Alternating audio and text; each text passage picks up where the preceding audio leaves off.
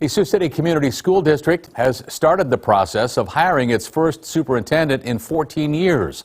Last night, current superintendent Dr. Paul Gosman was selected as the next superintendent in Lincoln, Nebraska.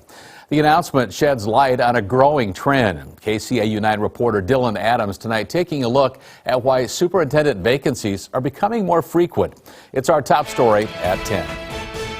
Hey Tim, according to Teach Iowa, there are currently 12 open superintendent positions in the state, and that number is expected to increase. Last year alone, 37 of Iowa's 327 school districts saw changes in leadership, and now 2 large districts in Siouxland will face similar challenges. As both Dr. Paul Gosman and Sergeant Bluff Luton's superintendent Dr. Rod Earlywine have both said they're leaving their post after the end of this school year.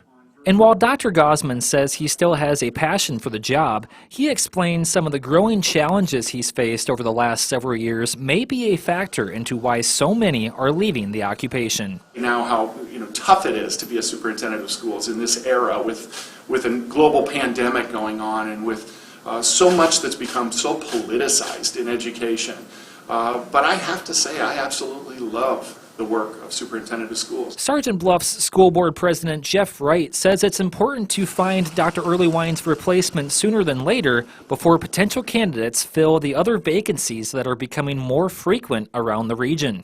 We want to be efficient and so that we can get the best candidate before the best candidates are snapped up by other positions that might be available.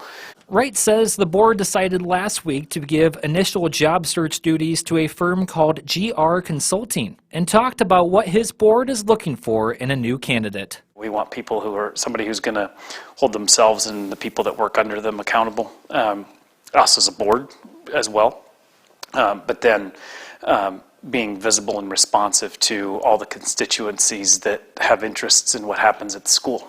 And Wright says he hopes to set up groups of teachers, students, and parents within the coming weeks, allowing all constituents a chance to give their input before a final decision is made.